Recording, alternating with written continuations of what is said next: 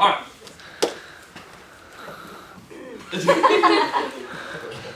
What was your reaction when you first got the news that cancer was there? And just take your time, relax. I mean, we're all family here. Okay. But tell them what was going through your mind. I'm making an ugly crying face, so this way you'll know. I remember I had multiple different doctor's appointments and everything that I went through, and I never really thought that anything this big was wrong with me. I just, put it off and, just like, I don't know what's wrong with me, but one of these days the doctor's gonna figure it out. And one morning I had a really bad migraine, and Daddy didn't know what to do, and he just said, we're just gonna go to the hospital again, and we went in there, and we were in there all day, and I knew something was wrong whenever every single member of my family was shoved into one room, and I was like, what is up? And, I was just acting like my normal little silly self, and then the doctor started to come in, but just to tell me, like plain right out there, Mom and Daddy stopped them outside the room, and they came in there and told me, he said, you have cancer. I don't even remember anything else really after that, except for I just couldn't stop crying.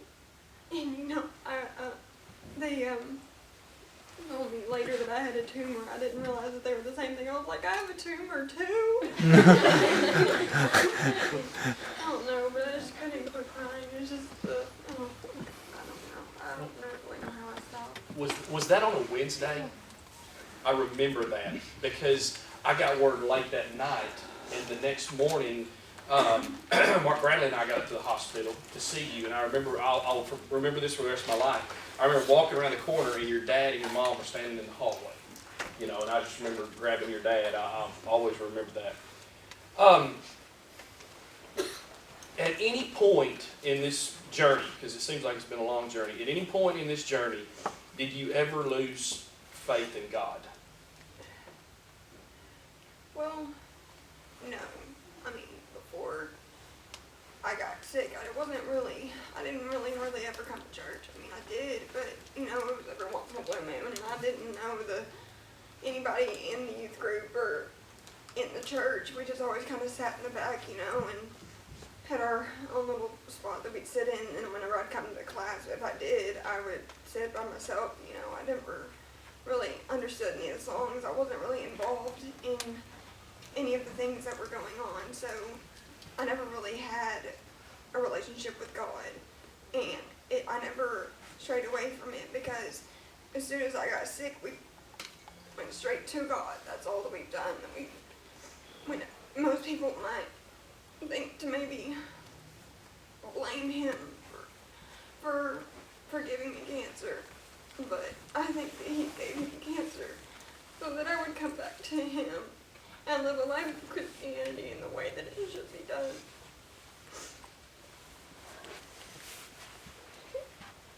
You did great. You're awesome.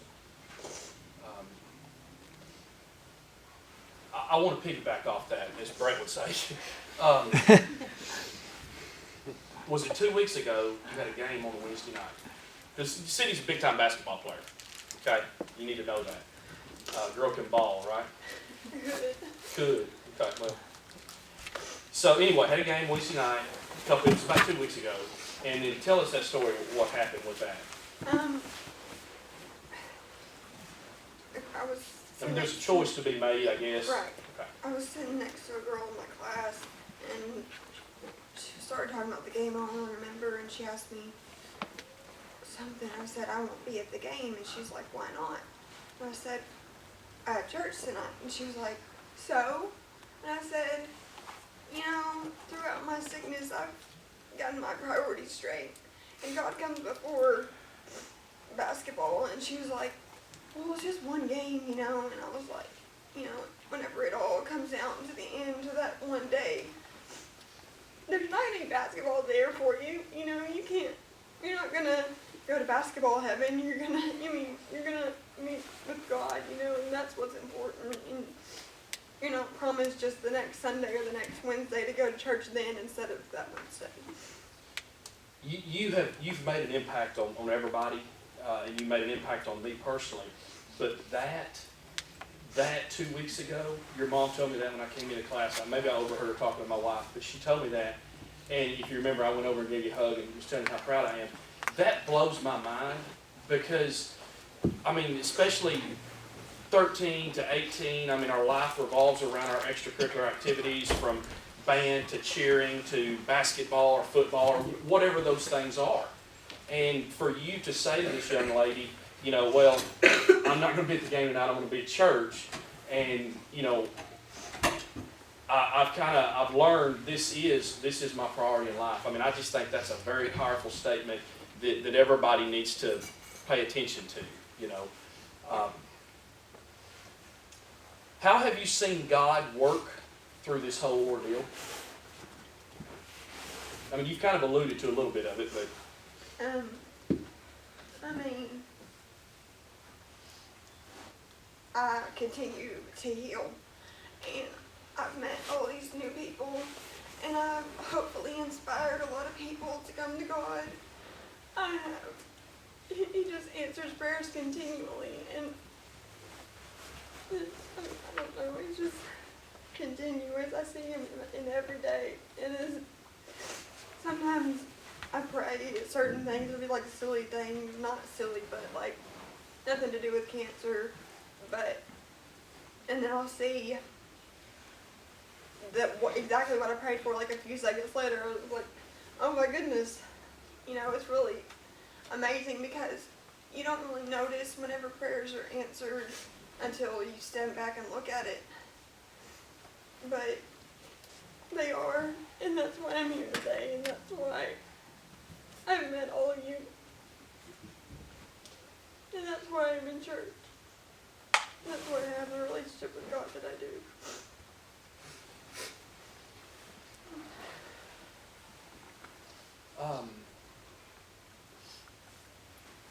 How has this whole ordeal affected your faith directly? And again, you've alluded to a lot of this, but... It's strengthened it. I mean, I don't say, like, you know, thanks for giving me cancer, Lord, you know, but I kind of do in a way. I'm happy that this happened to me so that way. I was going in such a wrong direction before I got sick. You know, it would have been like most of the teens that are at school that don't understand, and it's not their fault, they just don't know, and they haven't had God in their lives, and they don't think it's as important as they should, and that's where I was going, but I was blessed, and I got cancer, and I was brought back to church and to the Lord, and I'm just thankful for that. I've met a lot of people over the years that visited a lot of people that have cancer, known a lot of people that have battled cancer and overcome cancer, but I've never, ever heard anyone say, you know, I'm glad I got cancer in a way because it brought me to God. I mean, I don't know if y'all get that, but the maturity in that statement, okay? I mean, a statement like that, I mean, I've met people that are much older than me, certainly much older than Sydney and you all, that have dealt with anger and cried out in anger toward God. And Sydney says, you heard her statement, you know, this brought me to God. So in a way, it was a positive thing.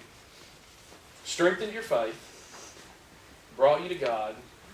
He's your priority. We hear about the trials and the pain that the cancer has caused you. And I guess, you know, the question is, anything good come out of the whole experience? I mean, I think about, and Doone, won't you elaborate on the trips to Houston? Tell them what that's all about first. How often you go and what it's about. Well, the schedule is supposed to be like, go every 2 weeks and then miss a week of school. And the reason I have to go to Texas is because the treatment that I'm having done cannot be done here in Arkansas. It's very new. I'm like the 5th kid to ever have it happen. I have a port. It's like a little something they stick the needle into and give the medicine to me, and it goes straight into my brain. I don't know. That's how it goes. There's a really short treatment. I'm just there. That means basically I'm there in the hospital for about 30, 45 minutes, and then Sleeping. yeah, back at the hotel or shopping or something. Looking at Christmas lights. Oh yes, that was fun. I got sick. Mom said. You ever look so intently at Christmas lights that you make yourself sick? I had to. I did. Yeah, okay. So your last treatment, you just got home last night from Houston. You had a treatment. Your last one was actually at 1 o'clock yesterday afternoon. Okay.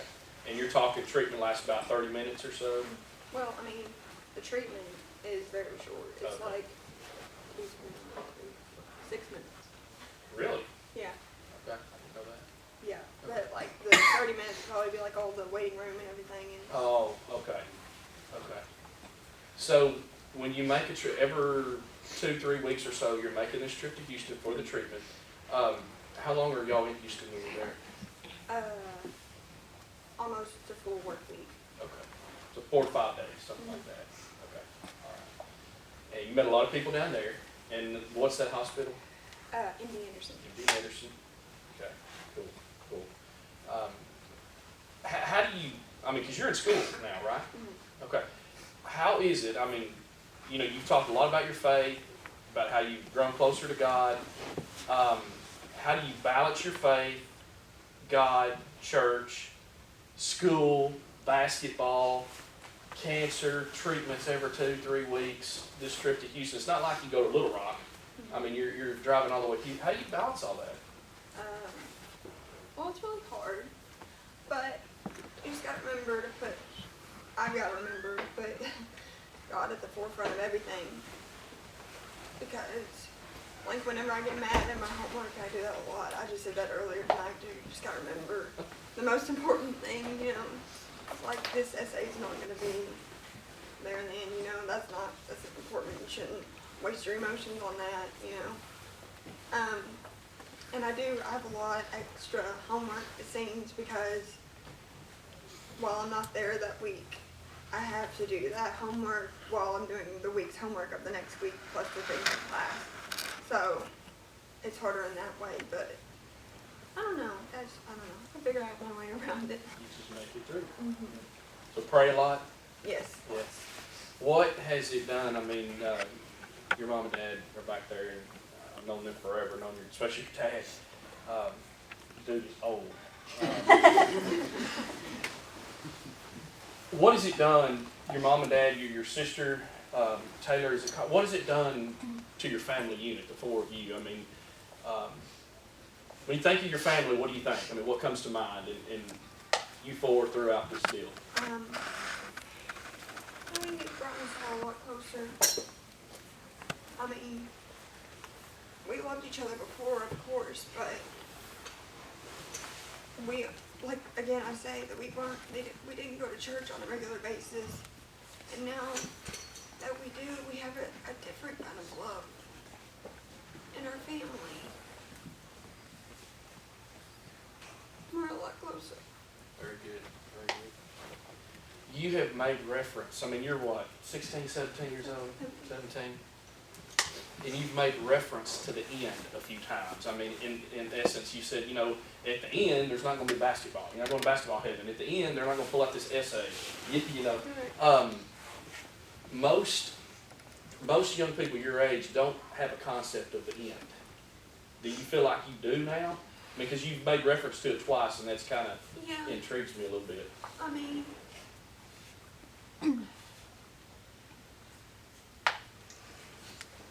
it's just, I don't know.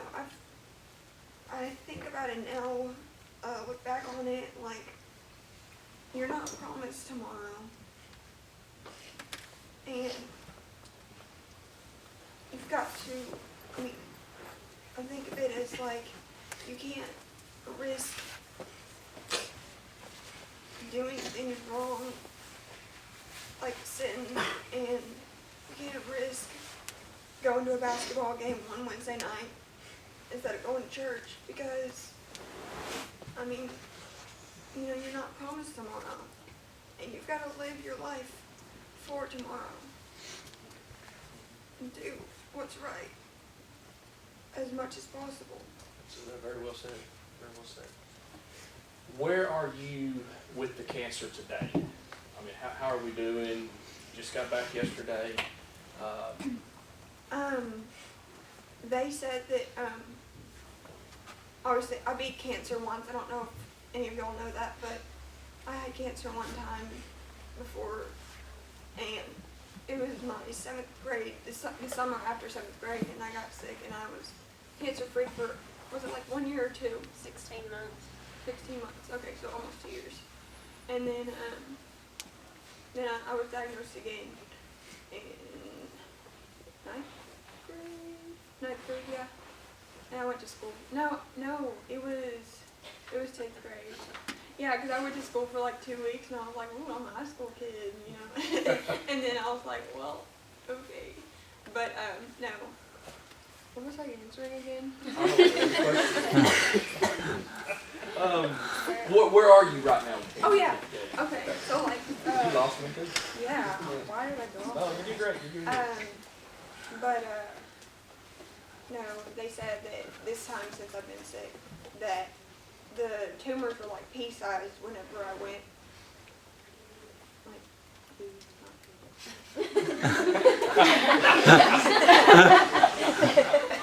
Are you getting this on the record? no. But they said that they shrunk. They said that the tumors, I have 2 little tumors that are like pea-sized, and they've shrunk over 50% up to now. So we're good. It's shrinking every time. Knock on wood. So it's going well. Progressively Yeah, with the doctor. yeah. 17 years old, junior. Yes. Tell us your goals. I mean, when you graduate high school in a few years, what are your plans then? 5 years from now, where you want to be? 10 years from now? I want to hear some goals.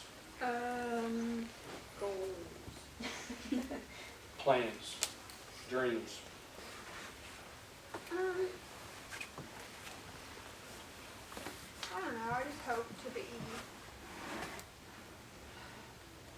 I don't really know my job and everything. What I hope to do is to become like DJ and like you and be able to talk to people, which I'm not doing so great at. You too. You are doing that. I'm trying like everything I'm trying, but I want to talk to people. I want to go around and I want to not be judgmental of others, and I want to lead people to God, like, because I know how important that is to me, and I know how important it is for other people, but they just don't know that, and I want to be able to lead lots more people to God. That is awesome. That is awesome. I think you have influenced and impacted more people in this community and outside this community than you'll probably ever know. Sometimes you don't know your influence, but you have a lot of impact on people. Everybody around here knows Sydnie Reedy. You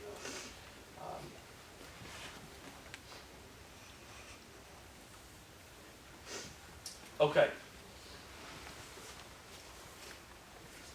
The trials, the pain, the surgeries. How many surgeries have you had?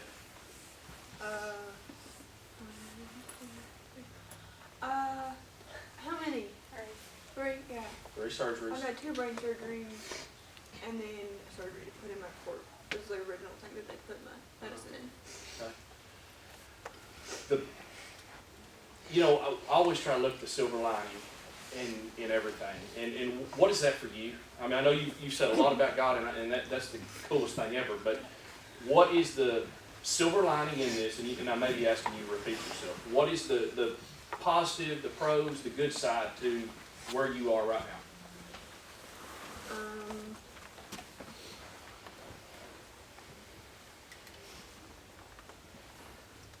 I don't know. I'm happy.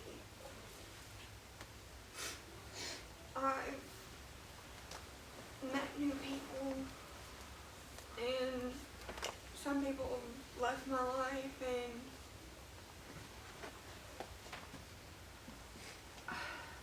I just don't know.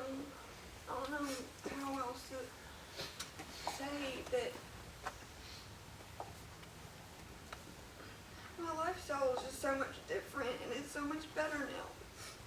I'm so happy about that. That's the good side, is that I'm happy. I'm with people that I love. You, to me, outside looking in, I kind of like to think I'm not far outside. I like to think I'm kind of inside looking in. But you don't seem like you let this cancer thing bother you and burden you. It's like, yeah, it's part of me now, but we're kicking its tail. Just give me time. And it's just, I mean, you're always jovial. You're always laughing. I think you've kind of, I don't hate to speak for your mom and dad, but I think you kind of held them together a lot of times, just keeping them up in a positive spirit. You never seem to be down, is what I'm getting at. How? I don't know. I've always kind of been that way. The only reason that I got upset really, when I found that I had cancer, I thought cancer, I didn't know much about it. I thought it was terminal. And I didn't know that, I just knew that a lot of people died from it. I didn't really know that, it's possible to make it out, I just think about cancer as like a cold or something, and like it'll go away, I've never, but I've never thought of it as something that could beat me. I don't know. I know that it will be gone. I just know it. I love that. Okay, you said this is what I want to do. Maybe go around, speak to teenagers and talk to them. So that's what we're doing tonight. You're speaking to some teenagers. What would you say? I mean, you've lived a whole lot of life in 17 years, okay? And you said, my life is better now. I'm closer to God now. My family's closer now. I'm happy. And that is the coolest message ever. I mean, you're a 17-year-old, you're dealing with cancer, and you're happy. That's the message I get, because I don't know about you guys, but sometimes I get stressed out and I get bogged down and I think, man, I got to take care of this and this and this. Anybody else like that? You have stress in your life and you're going, you know what? Yeah, I got to deal with this, and I got to go to Houston every 3 weeks. Anybody know how far Houston is? How far is it, Jennifer? 600 miles. Okay, it's forever. It's not Little Rock. Okay, and I got to do all that, and I'm happy. What's your message? What do you say to them as young teenagers and as teenagers your age, junior high, high school kids that will be, we've talked a lot about this in class, be tempted with drugs, tempted with alcohol, tempted with sex, tempted with everything. And I mean, you're so focused on God right now. I'm just blown away by this. What would your message be to them? I mean, I don't know. I mean, it's just,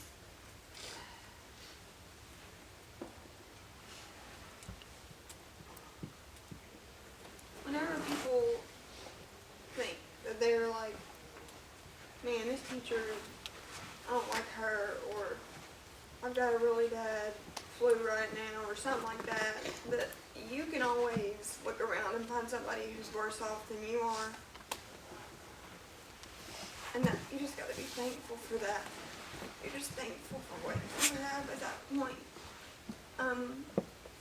Just, I don't know, be happy, keep your head out, keep pushing on, Absolutely. Um, Can I ask if anybody else has questions? But I have one more question I kind of want to ask you. You were looking at Christmas lights the other night? Mm-hmm. Big houses? Oh my gosh, yes. They were huge. Yeah. One looked like the White House. I figured that's my doctor's house. Paying for that one. His sister is like the CEO of Facebook and some founder of Google or something. So she's like Seriously? really, yeah, she's like really rich too. She live in Houston? No. Yeah.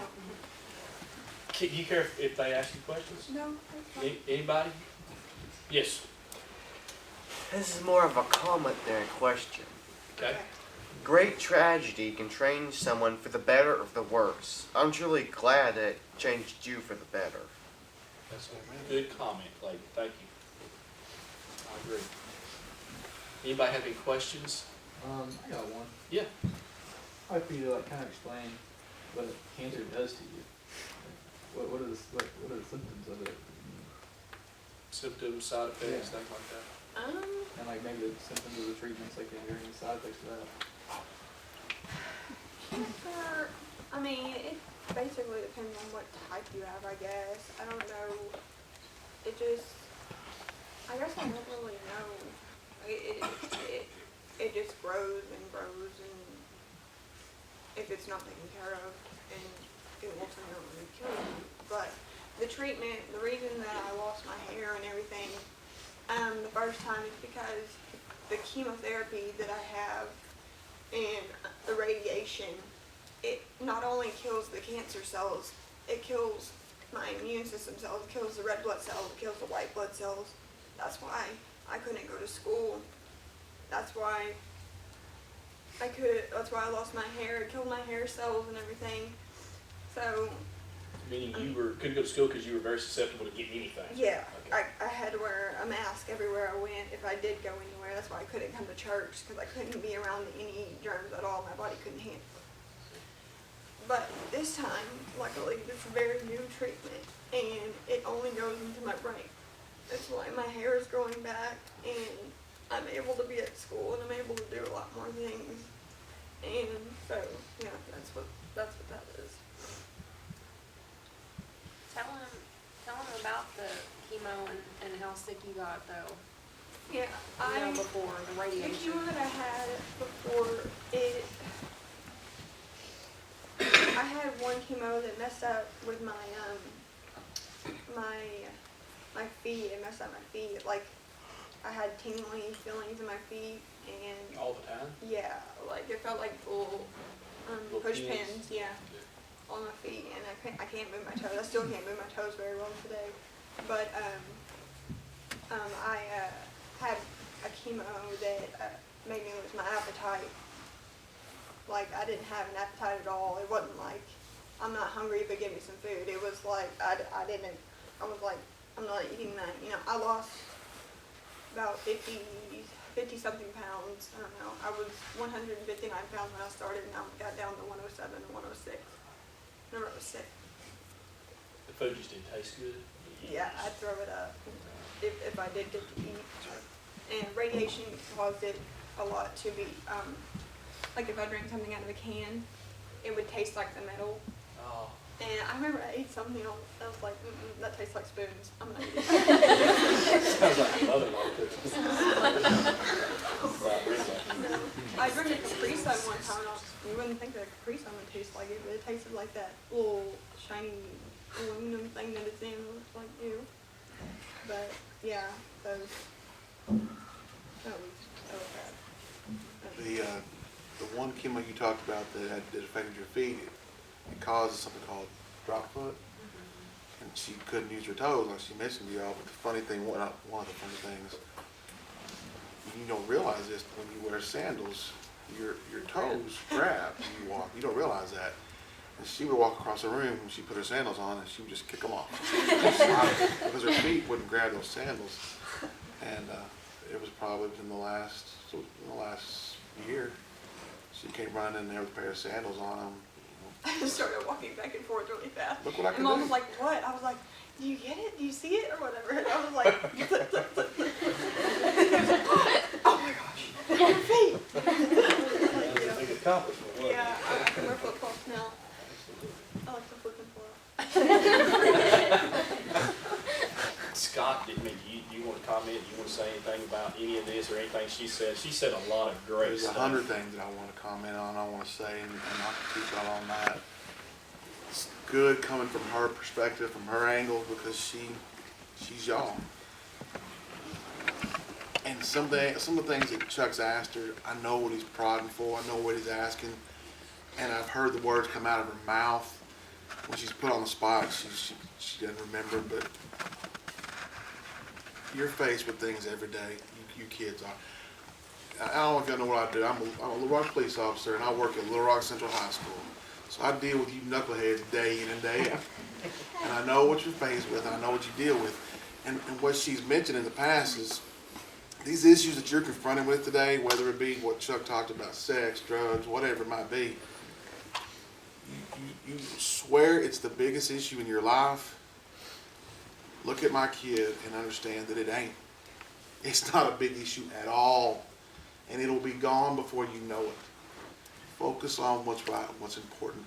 Something that she, and I don't know if she'll tell the whole story, but something that you made reference to in terms of maybe her purpose or what she does for others. Tell them about Miss Mitchell and tell the whole story and what she said about God and what she said and why you thought you were sent to meet her. I have a teacher, her name is Miss Mitchell, and she has this, Here in Cabot. yes, here in Cabot. She has a wreath on her wall, and one day this girl in my class asked what the wreath was about. It's like a big orange wreath, like, and it's got a heart, the number 10, and the letter U on it. And so she was like, what's that about, you know?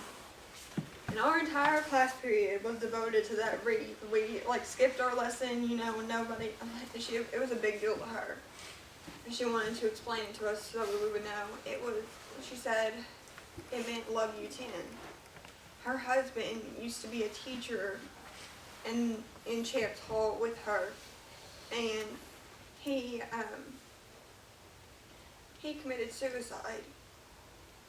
And before he passed, her daughter was small, she was young, and she could only count to the number 10. And that was the thing. And so in their family, she would tell them, I love you 10. Because that's the biggest number she could think of. That's the biggest number that she knew. And so that's what the wreath was about.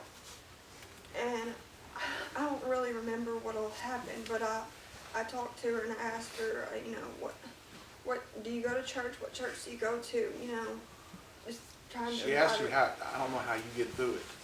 And you said, I get through it. Yeah, she asked. She told me, she was like, I don't know how you get through this. I don't know how you're so happy all the time. And I told her God. And I asked her what church she went to or something. And she said, you know, I used to go to church, but I haven't in so many years. I'm so mad at God. He told me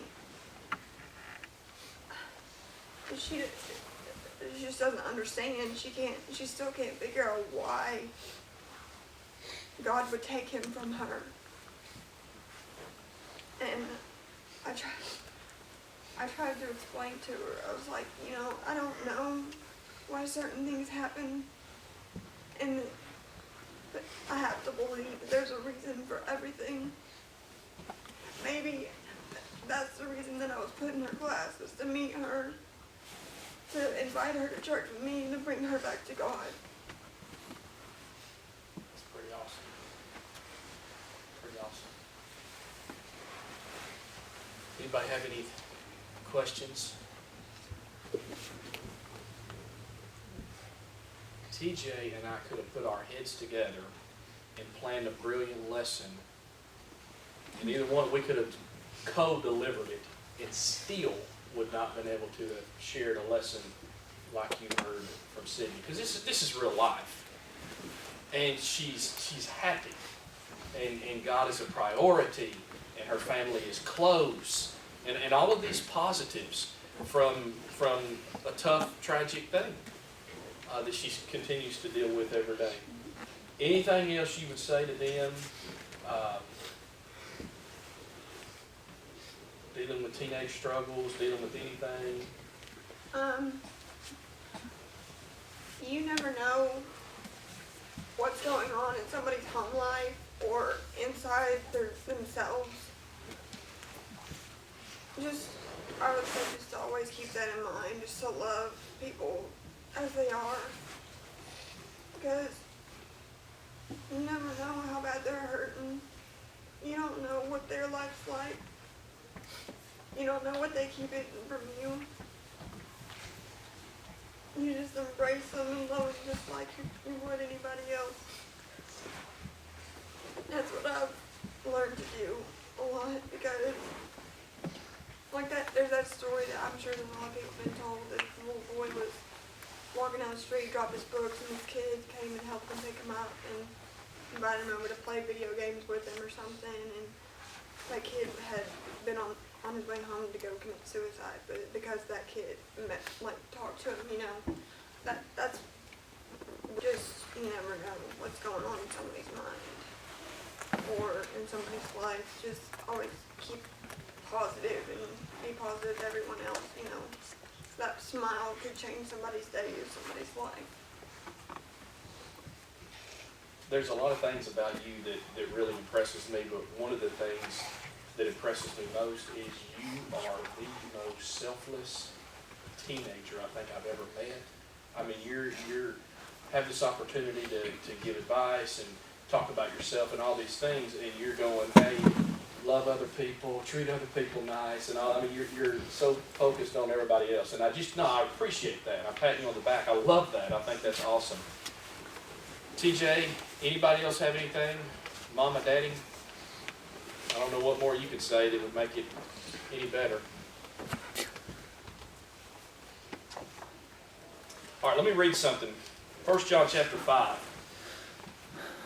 14 and following says this. This is the confidence we have in approaching God, that if we ask anything according to His will, He hears us. And if we know that He hears us, whatever we ask, we know that we have what we asked of Him. I think prayer is a very powerful thing. I think you've alluded to that in your life, that prayer is powerful, and you believe without a doubt you're gonna overcome and beat this cancer, and you just have such a positive outlook. And I just feel like I hope you see the importance of prayer. I hope you see the importance of God in your life, that God is not just, well, we do God on Sunday and we do God Wednesday night too, and at a few youth events sporadically throughout the. I hope God's more to you than that. I mean, I had a lot of questions that she answered in the first question, because she just goes into how her life has changed dramatically, and you would think, yeah, this is horrible, this is terrible. She's not said anything's been horrible or terrible. It's all been positive, and it's all been centered around her, God, her outlook, her family, and making an impact on other people. I love you, and you've made a huge impact on me. I can tell you that right now. I mean, before tonight, but I still will always, my favorite Sydney Reedy story is the one I made you tell about the basketball game. And, you could have gone like, it's just Wednesday night. And he said, no. I'm going to church. If you'd been through what I've been through, you might have different priorities too. That's awesome. And I will always remember that. And I just appreciate you so much. Anything else before we quit? You're awesome. Let's pray. God, we humble ourselves before you, and Father, we just tell you we love you, because we do. You're so good to us, you bless us so much, and you take care of us. And we know that, no matter what's going on in our lives, you're in control, and that really everything's out of our hands. Father, tonight has been a blessing to me, I know, and I know to everyone else that's here. I mean, just to hear firsthand Sydney's thoughts and what has gone through her mind, and what's carried her through, and what continues to carry her through, and how that's you. And Father, how important you are to her.